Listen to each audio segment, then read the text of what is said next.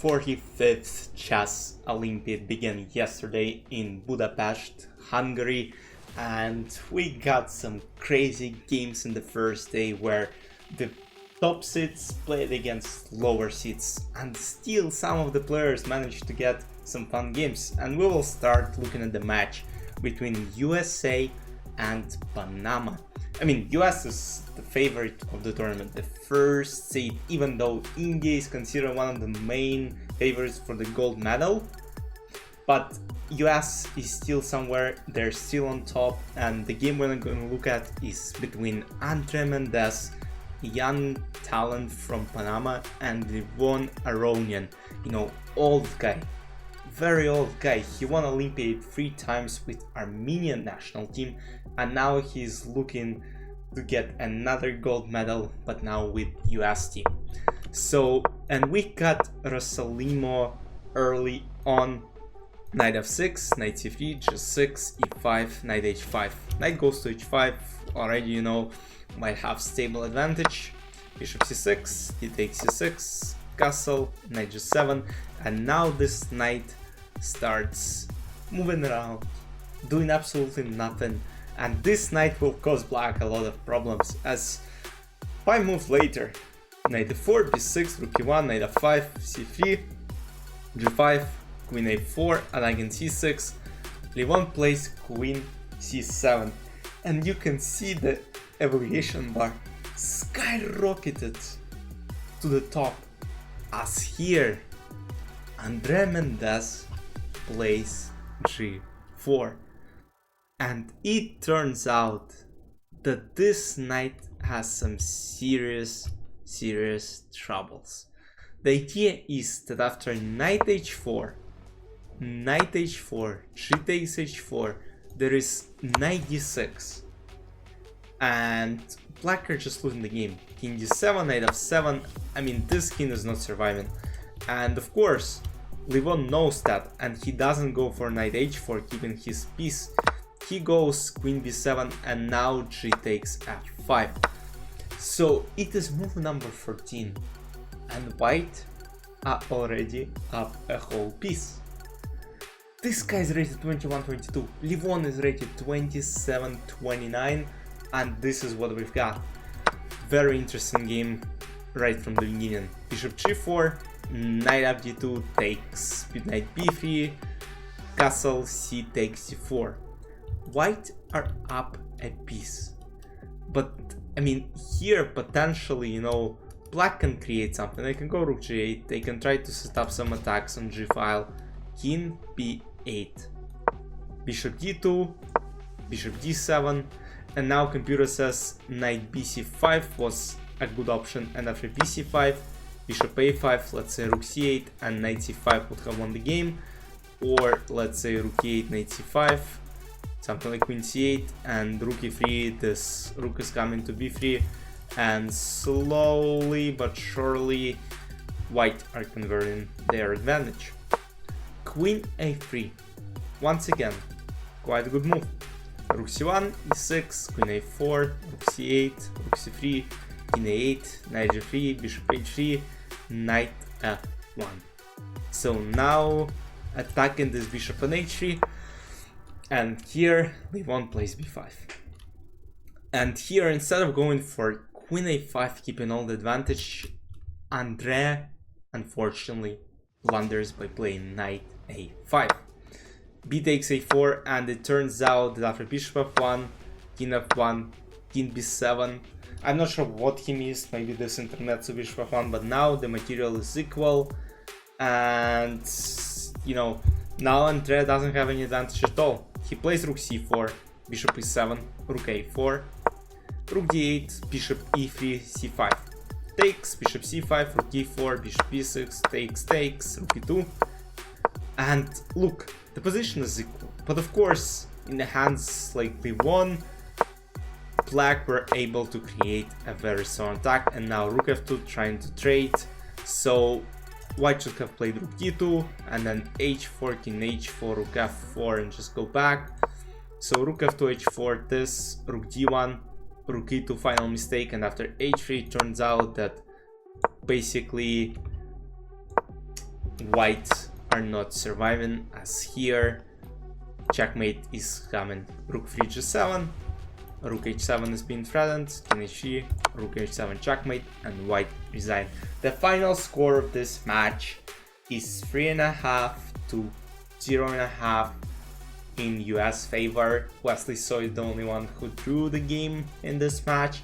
But now let's move on to the next very interesting game in the Azerbaijan versus Jordan match. Azerbaijan versus Jordan, and here 19,9400 was playing against 2733. One of the best grandmasters, who was for a long time in top 10, now out of top 20, but still one of the best grandmasters of that old generation. And what I saw, I mean, I was watching the live stream, and then, you know, I just came across this game and I was like, what's going on? So we got the Nimzo on the board. And generally, you know, I find it very hard to play it against, you know, high-rated opponents, especially with white pieces, because, you know, black have clear plans, you know, weakness on c4. But what I saw is insane. C takes d5, d3, knight e2, knight g3, bishop d3, knight e2 back, castle, rook e8, rook a2, knight a5. So generally the plan here for white is, of course, play e4. So now they have everything ready to play e4, but of course, you know, it will be a hand in center, so they gotta somehow make it work. That's why rook a2 was played, just to make sure maybe at some point this knight will go to f4 and maybe then push e4. So knight f4, rook e2, that's exactly what white do. They're very smart. Bishop b2, queen d6. So now e4 doesn't work because of this. So rook f1, just continuing putting the pieces. C takes d4, c takes d4, knight a5, bishop c3, and now bishop b4. So white are actually playing pretty well. And if I look at the accuracy of this game, white finished this game with 87.2, while black 2733 opponent finished with 84.7. Free rating, you know, accuracy rating difference. Black played queen c6, e4. Finally, e4 happens. Takes, rook d8 is a blunder. Rook d8 is a blunder because white were able to find knight d5. The idea is that after knight d5, it looks like a free pawn, right? But no, e takes d5. And after rook e2, this bishop protects this rook on e1, and d takes e6, rook e1, bishop e1, black are just cooked, and white will have won the game. So instead, knight h5 was played. So Shahryar is trying to basically go for this, but now knight is rook c2 first. So there is some knight e7 in the air, but rook c2 first, pinning this knight to a queen. Of course, you know, black can play b5, they played rook c8, and now knight e7 just to escape this fork. So if knight e7 right away, rook e7, bishop e7, knight f4, Shahryar was basically hoping for this trick to happen on the board. But white are smart. They don't play for tricks, they trick black into tricks. I guess I said some nonsense, that's alright. Knight e7, and now knight f4 is no longer a fork. Knight f4, queen f1, knight g6, bishop b4, and white are completely winning.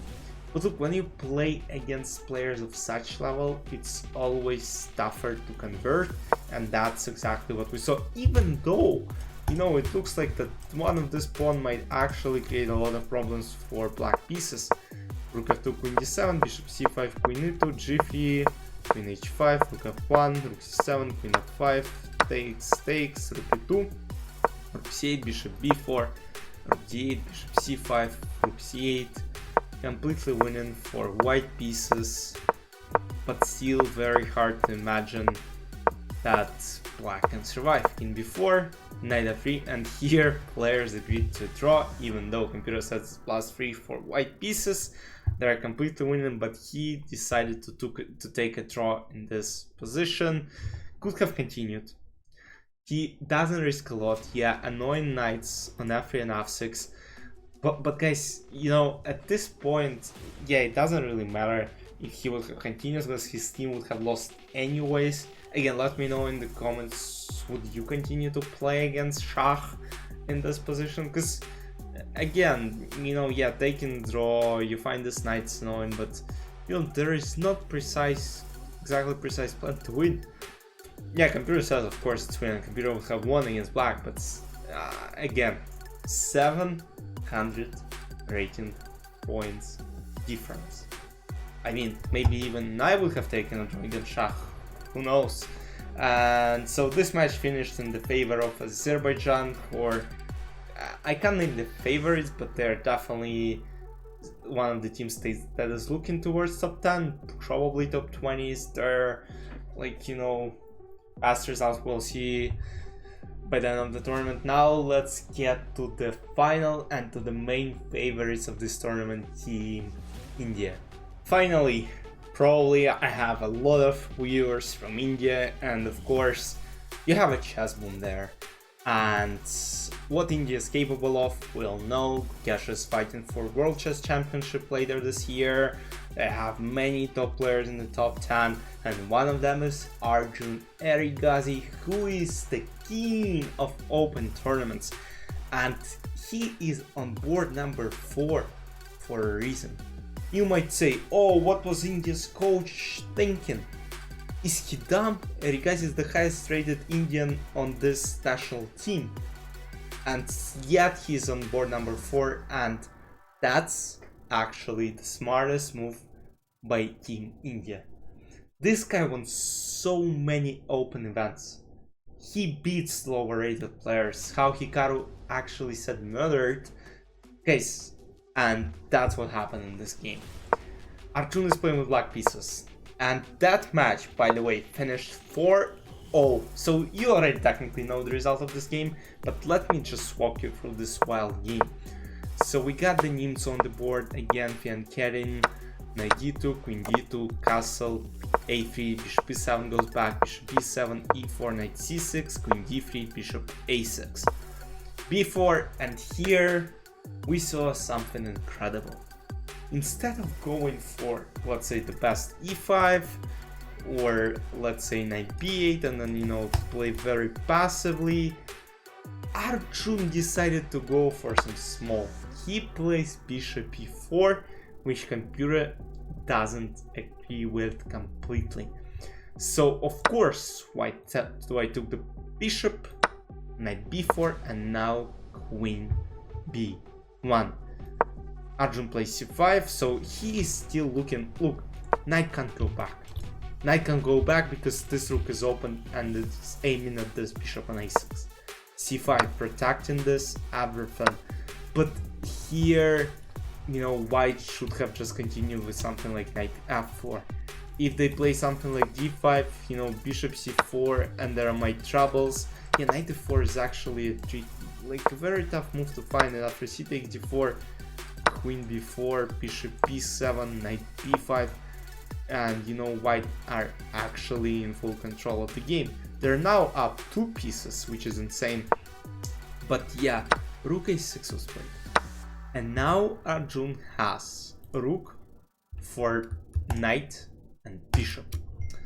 Bunch of pawns all over the board.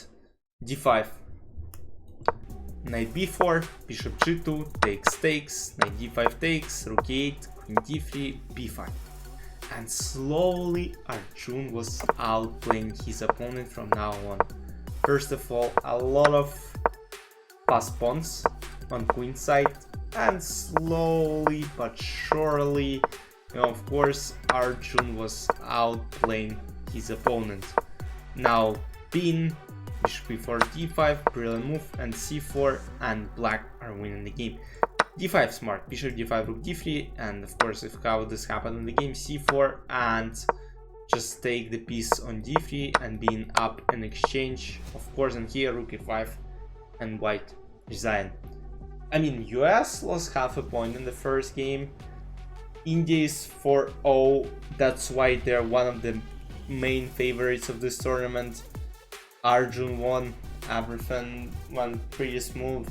So starting next round, you know, I would say around round number 4 we'll have some great matchups probably between the top teams, and of course after round number 4 from 5 till 11 that will be absolutely insane, mind-blowing Olympiad.